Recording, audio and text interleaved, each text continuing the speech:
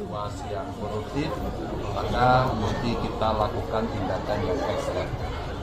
Penguatan KPK, bikin KPK makin independen, kita bawa jabatan yang koruptor ke Nusa Kambangan. Koruptor pasti ketakutan sama Ganjar Mahfud. Janji tindak tegas, maling duit rakyat bakal dibuang ke Nusa Kambangan. Tiada ampun bagimu. Negara ini kaya raya. Saudara ndak serebutan nanti kebagian semua asal semuanya berlaku jujur. Sekarang ini masih banyak orang miskin, banyak yang tidak kebagian rakyat kita dari kekayaan negara kita ini. Karena di negeri ini banyak koruptornya.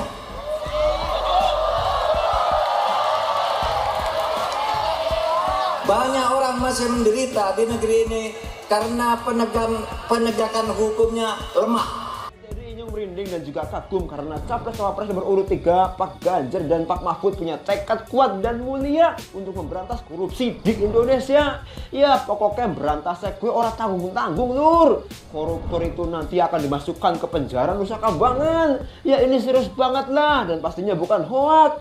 Kebiasaan kita korup, kerja nyogok, mau dapat proyek nyogok, dan kemudian ketemu seseorang ketangkap OTT KPK, atau barangkali kebijakan yang korup.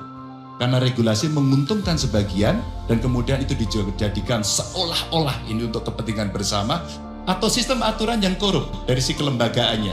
Jangan-jangan memang aturannya kurang bagus. Atau terakhir, ya prakteknya yang tiap hari tertolerir itu sudah biasa kok, nggak apa-apa. Namanya juga orang kuasa. Nggak bisa. Ini tantangannya. Halo, selamat datang di channel Redaksi Jurnal bersama JJ. Capres nomor urut 3, Ganjar Pranowo, punya misi untuk memperkuat KPK lewat tindakan agar menciptakan pemerintahan bersih dan berintegritas. Ia pun mengusulkan agar para koruptor ditahan di Lapas Pulau Nusa Kambangan, Cilacap, Jawa Tengah. Di depan para mahasiswa Universitas Muhammadiyah Cirebon, Jumat 8 Desember, ia menegaskan bakal bersikap tegas di bidang pemberantasan korupsi. Kata Ganjar, kita bawa pejabat koruptor ke Nusa Kambangan, tempatnya terpencil jauh dari mana-mana. Masih banyak semak belukar. Dulu ada napi terkenal namanya Johnny Indo yang melarikan diri, sampai dijadikan film. Setuju nggak kalau koruptor dimasukkan ke sana? Kata Ganjar. Nah, rencana Ganjar Pranowo jika terpilih menjadi presiden, salah satunya membawa para napi korupsi alias para koruptor ke Nusa Kambangan untuk memberikan efek jerah, sekaligus memberikan semacam kengerian bagi para penggarong uang rakyat itu. Hal itu tidak lain karena Nusa Kambangan memang dikenal sebagai lokasi penahanan para napi yang sangat ditakuti. Harapannya selain memberikan efek jerah, dibawanya para koruptor untuk dibui di daerah yang berada di tengah lautan lepas itu bisa memberikan efek ngeri bagi para calon koruptor agar mengurungkan niatnya untuk mencari uang mudah dengan cara yang tidak halal itu. Sejak gagasan itu disampaikan, saya membaca reaksi yang begitu beragam dari masyarakat. Rata-rata komentar yang saya baca berupa dukungan, bahkan tak sedikit yang memberikan apresiasi atas gagasan yang dianggap solutif itu. Meskipun ada pula yang agak meragukan gagasan itu akan berhasil karena faktor jauhnya lokasi penjara sehingga dianggap akan lebih susah untuk diawasi. Ya tetap saja ada pro dan kontra mengenai gagasan dari Capres nomor urut 3 itu. Meskipun sebenarnya terbilang brilian, gagasan luar biasa ini rasanya juga memerlukan keberanian dan ketegasan, termasuk dalam menyikapi potensi terjadinya kong kali kong seandainya nanti para koruptor itu beneran dibui di Nusa Kambangan. Hal lain yang perlu dibangun adalah penguatan KPK, lembaga yang seharusnya bisa lebih independen dan berani ini perlu dinaikkan levelnya, terutama soal profesionalisme dan keberanian dalam menyelidiki dan menyeret para pelaku korupsi ke pengadilan agar dihukum seberat-beratnya sesuai dengan perbuatannya yang merugikan banyak orang, juga merugikan negara.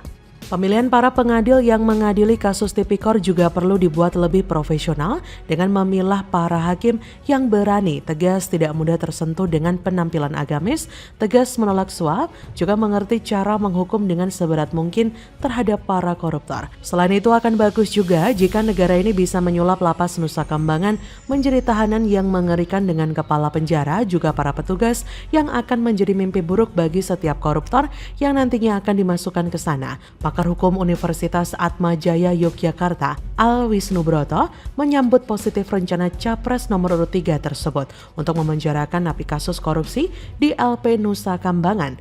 Wisnubroto meyakini pemenjaraan di Nusa Kambangan bisa menimbulkan efek jera bagi para koruptor. Ia berkata, apa yang dikatakan Ganjar itu merespon harapan masyarakat. Masyarakat sudah sangat muak dengan pemberantasan korupsi yang tidak pernah memuaskan. Menurut Wisnu Subroto, kasus korupsi masih marak lantaran hakim yang jadi pengadil kerap memberikan vonis yang rendah. Di lain sisi, banyak terpidana kasus korupsi yang kemudian ditempatkan di LP yang tergolong mewah. Pendidikan anti korupsi terhadap masyarakat pun terkesan minim. Pemberantasan korupsi tidak cukup hanya berfokus pada sanksi berat saja. Menurut Wisnubroto, upaya menggerus praktik lancung korupsi juga perlu dibarengi dengan peningkatan kapasitas SDM penegak hukumnya. Akhirnya, percepat perundangan hukuman mati bagi para pelaku kejahatan, termasuk korupsi dengan nilai tertentu, guna memberikan efek jera sekaligus peringatan yang bisa membuat bulu kuduk berdiri bagi mereka-mereka yang ingin korupsi secara ugal-ugalan. Karena kalau sampai tertangkap, maka nama mereka akan jadi kenangan dalam waktu singkat. Siapa setuju dengan gagasan Ganjar Pranowo yang mantap ini? Bagaimana menurut Anda? Kalau ditanya soal debat, saya siap debat, siap tidak debat, tergantung KPU ngaturnya ya.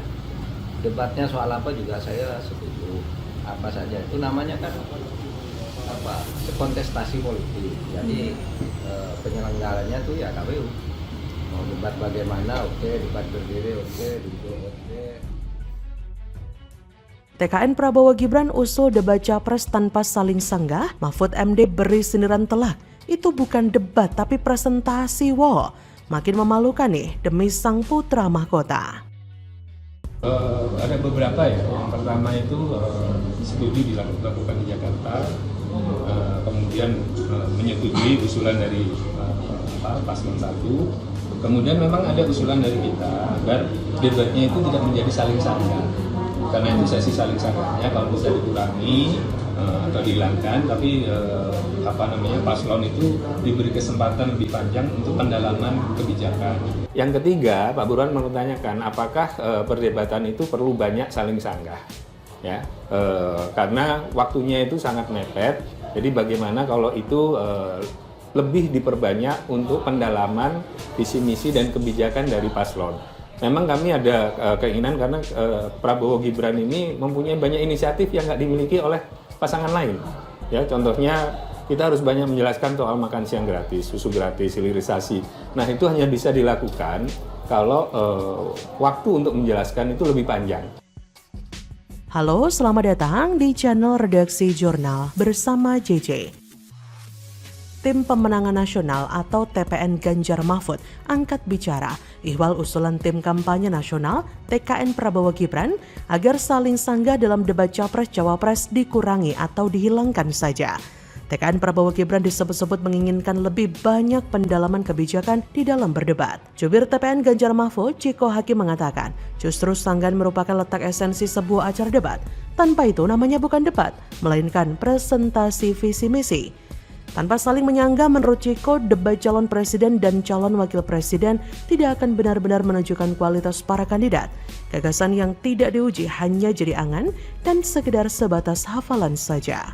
Ketua KPU Hashim Asyari mengatakan debat Pilpres untuk calon presiden dan wakil presiden dilakukan 5 kali. Debat pertama melibatkan Capres, kedua diikuti debat Cawapres, debat ketiga porsi uji gagasan itu diberikan kepada Capres, sementara keempat porsi debat Cawapres. Terakhir pada debat kelima diikuti oleh debat Capres. Debat pertama meliputi pemerintahan, hukum hak asasi manusia, pemberantasan korupsi, penguatan demokrasi, peningkatan layanan publik, dan kerukunan warga. Tema debat kedua menampilkan Cawapres membahas tema ekonomi, yang meliputi ekonomi kerakyatan, ekonomi digital, keuangan, investasi, pajak, perdagangan, pengelolaan anggaran pendapatan belanja negara atau APBN dan APBD, infrastruktur dan perkotaan. Debat ketiga menampilkan Capres membahas tema pertahanan, keamanan, hubungan internasional, dan geopolitik. Debat keempat untuk Cawapres membahas pembangunan berkelanjutan, sumber daya alam, lingkungan hidup, energi, pangan, agraria, masyarakat, dan desa. Dan topik terakhir untuk porsi Capres meliputi kesejahteraan sosial, kebudayaan, pendidikan, teknologi informasi, kesehatan, ketenagakerjaan, sumber daya manusia, dan inklusi. Jika diperhatikan itu yang menjadi debat pertama sampai debat kelima. Sudah terlihat porsinya untuk siapa yang akan tampil dalam perdebatan itu. Tema debat seperti sudah ditentukan dan disetting untuk memudahkan salah satu calon. Selain itu benar apa kata Chiko Hakim bahwa debat ini tidak ada esensinya sama sekali jika sistemnya seperti itu. Debat seperti itu seperti presentasi visi misi. Seiring dengan waktu publik mulai mengetahui bahwa Gibran ternyata tidak cakap dalam berdebat. Faktanya, momen debat yang dilaksanakan oleh beberapa stasiun televisi dan kelompok masyarakat, Gibran tidak berani datang untuk ikut debat. Ketika ditanya wartawan, Gibran beralasan hanya akan hadir debat pada debat resmi yang dilaksanakan oleh KPU. Beberapa momen debat yang tidak dihadiri oleh Gibran adalah dari Muhammadiyah dan terbaru dari stasiun televisi nasional TV One. Salah satu tujuan debat Capres-Cawapres adalah memberikan kesempatan bagi mereka untuk menunjukkan keterampilan dan kemampuan mereka dalam menghadapi tantangan politik dan kebijakan publik. Debat ini juga memungkinkan para calon untuk mempertahankan posisi mereka, serta menjawab pertanyaan yang diajukan oleh moderator atau pemilih yang hadir. Dengan demikian, debat Capres dapat membantu memastikan bahwa Capres yang terpilih memiliki kemampuan dan kualifikasi yang diperlukan untuk memimpin negara dengan baik. Debat Capres-Cawapres ini bisa mempengaruhi keputusan para pemilih dalam menentukan pilihannya nanti di TPS. Karena debat Capres-Cawapres memberikan kesempatan pada masyarakat melakukan perbandingan antara para peserta Pilpres. Debat ini bisa mempengaruhi persepsi publik terhadap Capres. Dalam debat ini, Capres dapat menunjukkan keterampilan dan kemampuan mereka dalam menghadapi tantangan politik dan kebijakan publik. Jika sistemnya seperti itu, tentu itu akan mempengaruhi persepsi publik. Masyarakat akan menganggap bila kandidat tersebut tidak punya kemampuan untuk berdebat, sehingga tidak berani datang. Jadi, bagaimana menurut Anda?